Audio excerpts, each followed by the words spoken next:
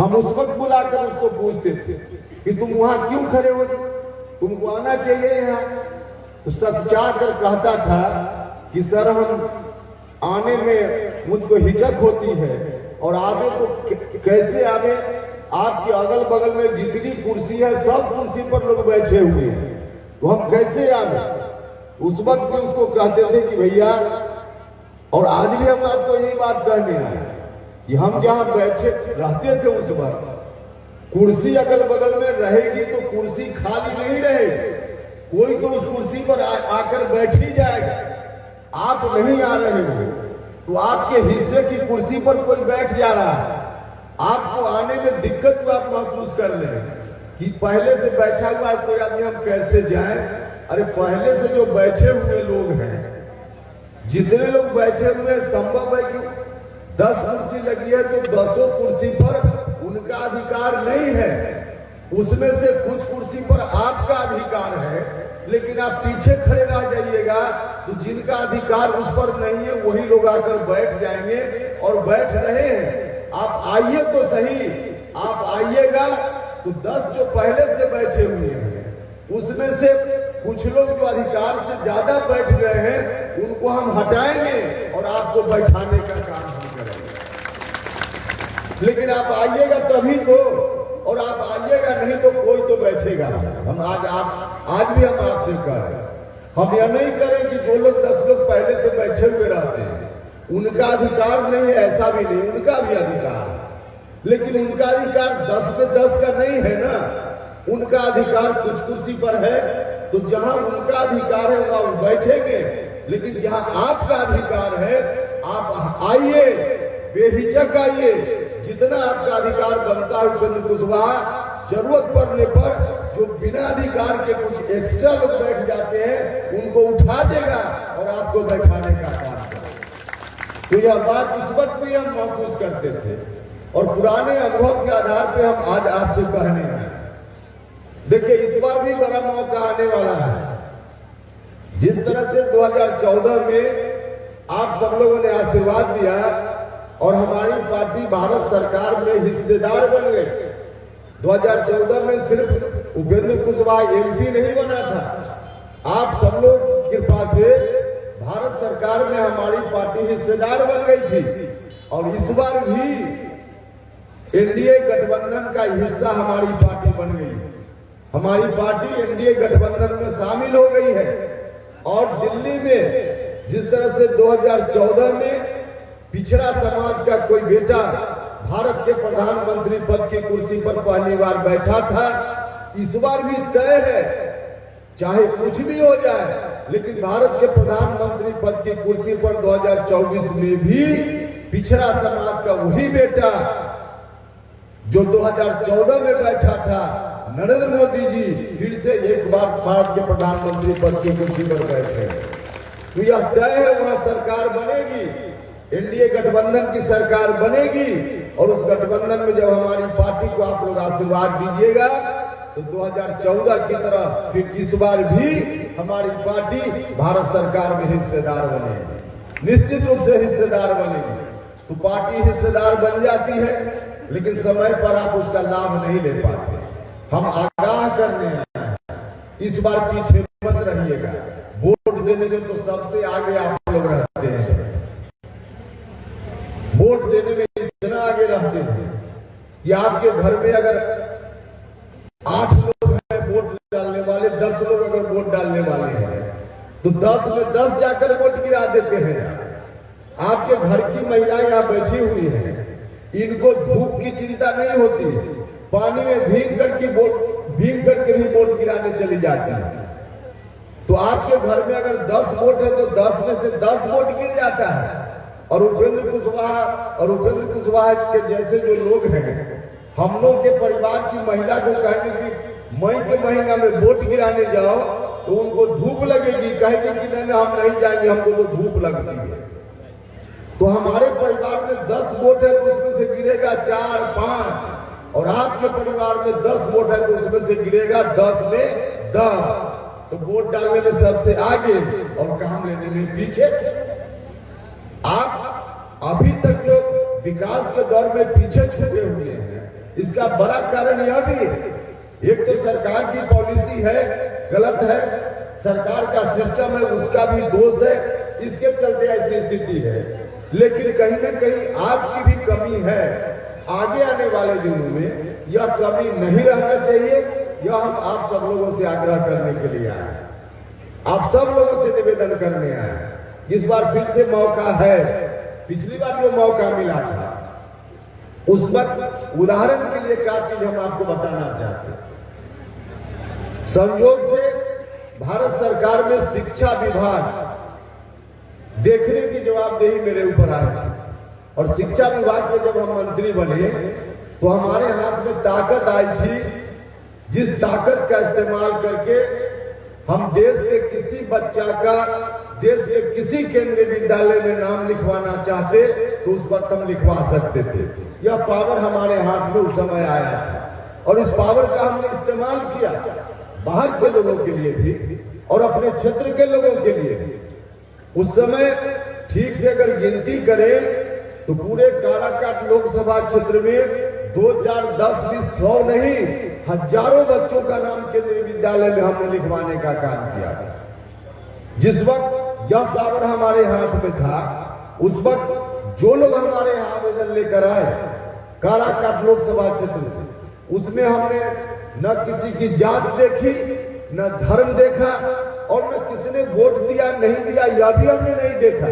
सिर्फ काराकाट लोकसभा क्षेत्र का पता देख करके और जितने लोग आए अधिकांश बच्चों का नाम हमने केंद्रीय विद्यालय में लिखवाने का काम किया।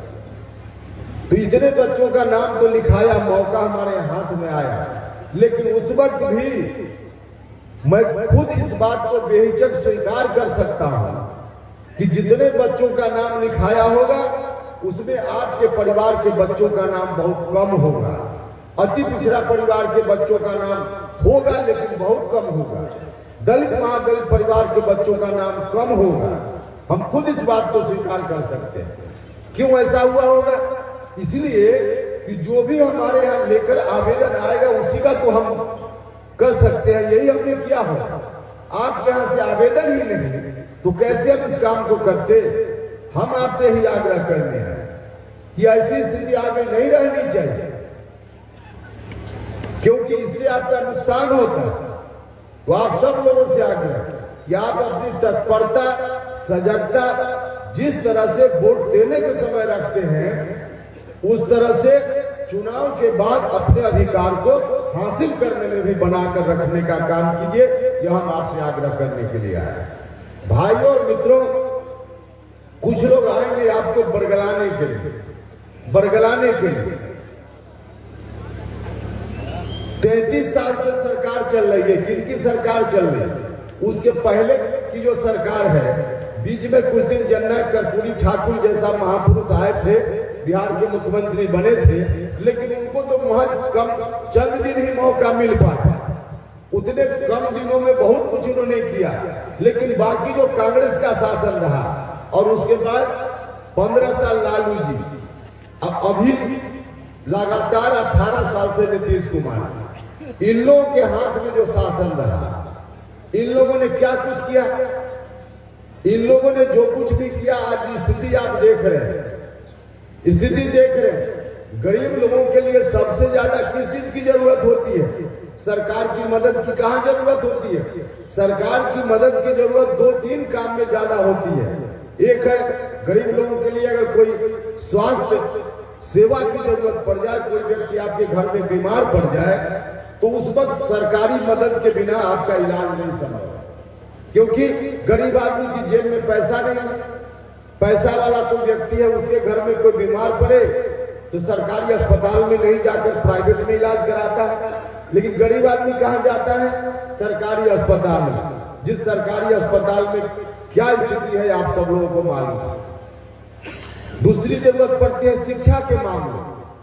किसी भी व्यक्ति का मुकम्मल विकास तब तक नहीं हो सकता जब तक शिक्षा की स्थिति अच्छी नहीं है। और शिक्षा की स्थिति, सरकारी विद्यालयों की क्या स्थिति है यह आप सब लोग देख रहे हैं। इस मामले में भी जिनकी जेब में पैसा है उनको चिंता नहीं, अपने बच्चों को पढ़ाना है तो शिक्षा खरीद लेते हैं, मतलब प्राइवेट स्कूल में पैसा देकर अपने बच्चों को पढ़ा लेते हैं। लेकिन गरीब आदमी कहाँ जाएगा? अति पिछड़ा समाज का व्यक्ति, दलित महादलित समाज का व्यक्ति, उन्हीं सरकारी विद्यालयों में, जिन सरकारी विद्यालयों की स्थिति आप सब लोगों को मालूम है। तीसरा है रोजगार का मांग। रोजगार का मांग, जो नौजवान लोग हैं, अभी जो उत्तराखंड में डर में फंसा हुआ था मजदूर लोग, देश में कहीं कोई घटना घटे, मजदूरों की मौत किसी रूप में हो, कहीं इमारत ढहने से हो, कहीं खादान ढहने से हो, कहीं किसी कारण से अगर बिहार से बाहर कुछ मजदूरों की मौत होती है तो निश्चित रूप से उसमें बिहार का कुछ न कुछ लोग रहता ही है। क्यों ऐसी स्थिति है? इतने दिनों के बाद भी कहते थे लोग कि हमको सरकार में लाइएगा तो पलायन रुक जाएगा। इतने दिनों के बाद भी हमारे यहाँ के मजदूर दूसरे राज्य में जाकर अपनी जान को जोखिम में डालने के लिए विवश है। तो यह जो सवाल है गरीबों से जुड़ा हुआ सवाल, इतने दिनों में क्या कुछ किया इन लोगों ने, सब आप सब लोगों के सामने। तो जरूरत पड़ने पर जो का मौका जब इनको दिया आपने, 15 साल लालू जी, उसके बाद 18 साल से नीतीश जी, अब 33 साल में कहने के लिए सामाजिक न्याय का चैंपियन अपने को लोग कहते हैं। और 33 साल में गरीबों की क्या स्थिति है? अति पिछड़ा समाज, दलित महादलित समाज, इन्हीं लोगों का शासन इतने दिनों से है। तो जो करना था नहीं किया। अब जब कमजोर स्थिति में लोग अपने को देख रहे हैं, तब अनर्गल बात प्रचारित करके आपके वोट को लेना चाहें। जो काम करना था नहीं किया, उसकी चर्चा नहीं करेंगे और कुछ ऐसी बात कहेंगे कि आप सुनकर के उनकी बातों में आ जाइए और आप बिना कुछ किए उनको फिर से वोट दे दीजिए। इसी कोशिश में लगे हुए हैं और इसी कोशिश का परिणाम है कि लोग अब चारों तरफ प्रचारित कर रहे हैं, आपको दिग्भ्रमित करने की कोशिश कर रहे हैं। कह रहे हैं कि फलाना फिर से सरकार में आ जाएगा तो भारत का संविधान बदल देगा। अरे भाई, भारत का संविधान कोई ऐरा गैरा आदमी का नहीं बनाया हुआ। भारत का संविधान डॉक्टर अंबेडकर जैसे महान नेता का बनाया हुआ है, जिसने इतना मजबूत स्तंभ हिंदुस्तान के संविधान के रूप में गाड़ने का काम किया है। उस स्तंभ को दुनिया की कोई ताकत हिला नहीं सकती है, नहीं हिला सकती। चाहे लाख कोई कुछ कह ले, यह संविधान नहीं बदलेगा। और वह भी पिछड़ा समाज का कोई व्यक्ति भारत के प्रधानमंत्री पद की कुर्सी पर, और तब संविधान बदलेगा। सवाल ही नहीं पैदा होता। लोग दिग्भ्रमित करने का काम कर रहे हैं। इसलिए आप भरोसा रखिए, संविधान बदलने की बात तो गलत ढंग से प्रचारित करते हैं। और हम तो आपसे यह भी कहने आए कि बाकी बातों को छोड़ दीजिए, आप अपनी ताकत पर भरोसा कीजिए और उस ताकत में से उस भरोसा में से थोड़ा भरोसा उपेंद्र कुशवाहा के साथ दे दीजिए। आपका कोई बाल बांका नहीं कर पाए। और आपकी ताकत है, इतनी ताकत है लोगों में। हम उदाहरण के लिए एक चीज बताएंगे। कुछ वर्ष पहले न्यायालय ने एक निर्णय दिया था, जो दलित समाज के लोग हैं उनके ऊपर जो अत्याचार की कोई घटना होती है तो लोग मुकदमा करते हैं और मुकदमा के बाद अभियुक्त को गिरफ्तार करने की व्यवस्था है। लेकिन एक न्यायालय ने बीच में कह दिया था कि कोई दलित परिवार का व्यक्ति मुकदमा भी करेगा तो अभियुक्त को गिरफ्तार पुलिस तब तक नहीं करेगी जब तक ठीक से जांच पड़ताल करके देख ले, उसके बाद ही गिरफ्तार करेगी, अविलंब गिरफ्तार नहीं करेगा। यह जो व्यवस्था थी, इस व्यवस्था के खिलाफ पूरे देश भर के दलित लोगों में गुस्सा हुआ। और गुस्सा सिर्फ एक दिन उन लोगों ने गुस्सा का इजहार किया। पूरे देश भर के दलित लोग एक दिन देश भर में सड़क पर आ गए। शाम होते होते भारत की सरकार को कहना पड़ा कि न्यायालय के इस निर्णय में बदलाव के लिए हम पार्लियामेंट में कानून लाएंगे, और बाद में जाकर के कानून लाने का काम सरकार को करना पड़ा। तो लोग जब सड़क पर आते हैं अपने अधिकारों को लेकर, उदाहरण आपके सामने है, तब सरकार चाहकर भी कुछ गड़बड़ नहीं कर सकती है। वो आपके हाथ में तो ताकत है, इस ताकत पर भरोसा कीजिए और उस भरोसा को थोड़ा उपेंद्र कुशवाहा के साथ भी शेयर करने का काम कीजिए, क्योंकि जरूरत पड़ने पर पहले भी हमने आपके लिए वकालत करने का काम किया है और आगे भी आपके मजबूत वकील के रूप में उपेंद्र कुशवाहा वहां खड़ा रहेगा। हमने करके बताया है। हम एनडीए गठबंधन में तब भी थे जब भारत सरकार में मंत्री थे।